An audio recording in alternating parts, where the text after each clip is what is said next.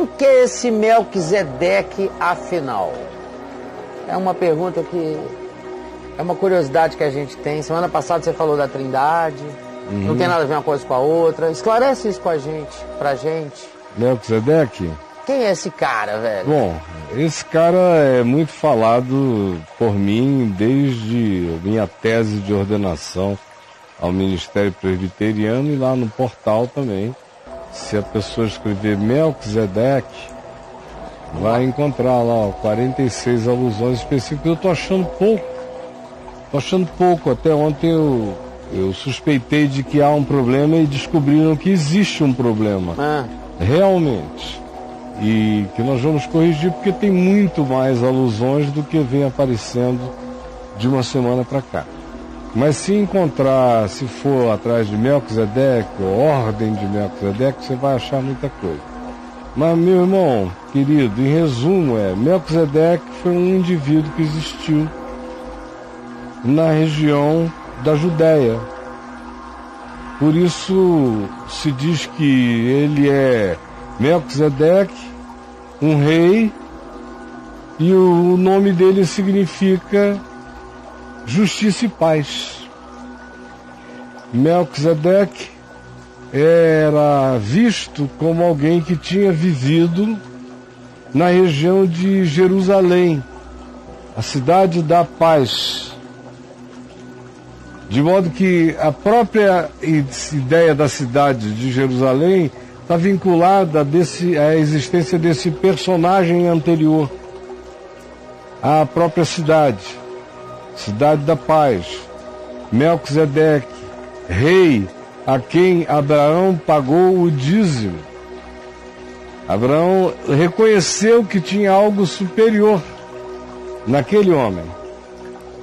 Ele conheceu vários reis, fez uma campanha militar com esses reis para salvar a Ló, que tinha sido sequestrado com a família dele, levado para o extremo norte, e ele se aliançou com esses reis que também tinham interesses políticos naquela ação militar e de autoproteção, e recuperaram Ló, que tinha sido feito refém. Na volta, eles também, por terem vencido a guerra, naqueles dias o costume era levarem o despojo. Tudo que o inimigo possuía passava para a mão de quem tinha vencido. Armas, comidas, roupas, qualquer coisa era levado pelos vitoriosos. Foi desse despojo da guerra que Abraão deu 10% do despojo para Melquisedeque. Se ajoelhou, Melquisedeque impôs as mãos sobre ele e o abençoou.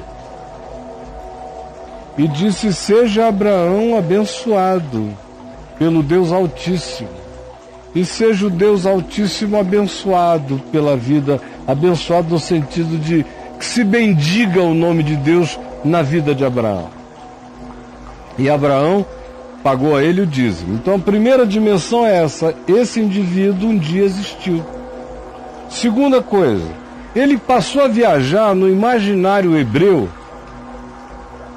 A partir desse encontro com Abraão, imagina as histórias em casa, nas tendas, passou para Isaac para os filhos, para Jacó nas conversas com os filhos. Isso foi crescendo de maneira oral, dentro da cultura de Israel. E Abraão tinha pago o dízimo a um rei sacerdote, cujas origens ninguém conseguia explicar, porque assim como ninguém podia negar que essa pessoa era real, não se podia fazer uma vinculação genealógica para dizer de onde ele vinha, e não se tinha um registro histórico que definisse o que tinha acontecido depois daquilo com ele. Esse cara ficou solto no ar, como uma história. Só se sabia que ele era sacerdote do Deus Altíssimo. Só se sabia que Abraão viu nele alguém a quem reverenciar, que no mínimo conhecia mais do que ele, sabia mais do que ele, e ele viu naquela pessoa alguém que tinha autoridade para falar em nome do Deus no qual Abraão cria, o Deus invisível, porém pessoal, inalcançável, inatingível por métodos e meios humanos, só alcançável e relacionável pela fé. Ora, Abraão olhou para aquele homem e reconheceu que aquele indivíduo tinha um vínculo superior ao dele e uma consciência muito maior do que a dele acerca disso. Se curvou, pagou o dízimo e reverenciou aquela percepção. Melquisedeque sumiu para um lado, Abraão continuou para o outro, mas a história viajou e virou uma arquetipia. Virou uma simbolização, como simbolização ela cresceu e virou um arquétipo.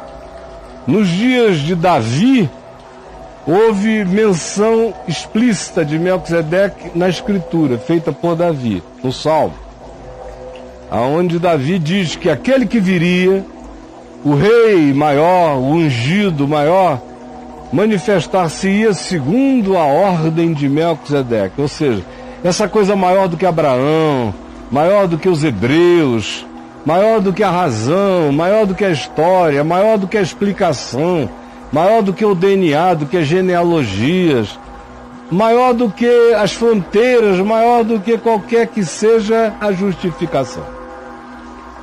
Começou a crescer. Em Davi ganhou essa arquetipia, esse poder. E aí, o que acontece? Dali para frente, você não vê mais menção explícita no Velho Testamento. Ela vai voltar depois de Jesus, já no Novo Testamento. Nossa. Depois de Jesus. Quando o escritor de Hebreus, escrevendo, diz, porque esse Jesus foi feito sumo sacerdote, não segundo a ordem dos levitas, os filhos de Levi, que eram da descendência de Abraão, não para imolar bodes e touros. Tudo isso é passageiro, a gente sabe de onde vem. Tinha um papelzinho simbólico, era uma sombra, era uma projeção, era uma caricatura, era uma arquetipia. Era só uma rememorização, é só uma lembrança. Era um em memória de mim, que apontava na direção do que viria, que não tinha ainda vindo. Então o escritor de Hebreus diz, esse Jesus foi feito sumo sacerdote, não segundo o judaísmo, não segundo a religião, não segundo o sacerdócio levítico, não. Isso tudo morre com a lei, isso tudo é da lei. Ele foi feito por algo anterior à lei. Melquisedeque é antes de Moisés. Sim. Antes da lei. Melquisedeque vem antes de Abraão. Sim, cara. Antes da própria informação que os judeus tanto veneram, achando que é só deles. Vem esse Melquisedeque que precede Abraão, diante de quem Abraão se curva. Vem o escritor de Hebreus depois de Jesus, diz, esse Jesus foi feito sumo sacerdote, segundo a ordem de Melquisedeque, significando dizer, na liberdade absoluta de Deus. Não está vinculado a ninguém, não está sob tutela de ninguém, não tem representantes oficiais, não está condicionado a nenhuma genealogia, nem a genealogia de Abraão. Abraão cabe nele, ele não cabe em Abraão. Abraão faz parte, Abraão, todavia, não define o escopo, nem esgota, nem o judaísmo, nem Moisés, nem a lei, nem o sacerdócio. Jesus é essa manifestação agora, não do arquétipo, não é a encarnação, a reencarnação de Melquisedeque, não. Melquisedeque em Jesus se ajoelha, como homem, como indivíduo. Ele só serviu de arquetipia para caracterizar uma mediação de relação com Deus que não depende de nenhuma instituição humana, de nenhuma organização, de nenhuma memória histórica, de nenhum condicionamento, de nenhum container moral, de lei, ou doutrinário, ou dogmático. Melquisedeque é a expressão da liberdade de Deus como Cristo Jesus é a suprema, definitiva expressão da liberdade, da soberania, do amor e da cara de Deus. Quem me vê a mim, vê o Pai. Esse Jesus, diz o escritor de Hebreus, foi feito sumo sacerdote, segundo a ordem superior, segundo a ordem de Melquisedeque. Pois ele mesmo, sendo humano, foi capaz não de oferecer sacrifícios de bodes e de touros, não de fazer replacements ou substituições, não induziu a nenhuma catarse temporária de alívio, não.